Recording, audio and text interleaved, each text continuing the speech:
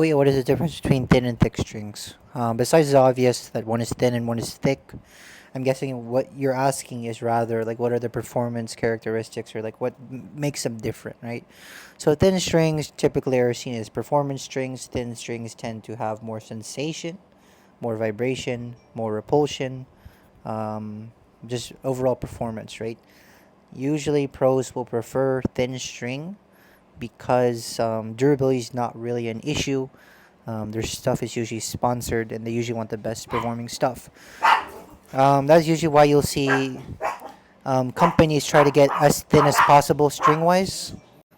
And yeah, that's why like strings like exbolt 63 and Aersonic have repulsion all over it and they zoom.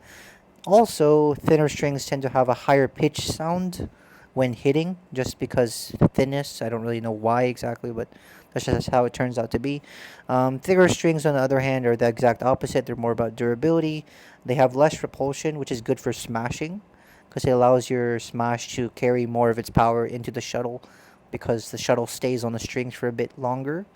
They tend to be a little bit more muted in feeling because less of the vibration is going into you, which is a good or bad thing depending on how you see it. If you want like a vibration muted experience or you're like sick of vibrations, you might want a thicker string, right? So it really depends. I hope this helps. Okay, bye bye. Oh yeah, and of course there is like middle of the ground string. So I would consider like 0.61, 0.63 quite thin, and then I would consider like 0.67, 0.68, 0.70 or above thick. And then of course you have like 0.64, 0.65, 0.66 strings in the middle. So that's why like I prefer Expo 65, right? Because it's 0.65, so it's middle of the pack. So it's going to be good in terms of durability. It's going to be good in terms of repulsion and control. It's not going to be necessarily spectacular in either category, but it's also not going to be spectacularly bad in any of them as well.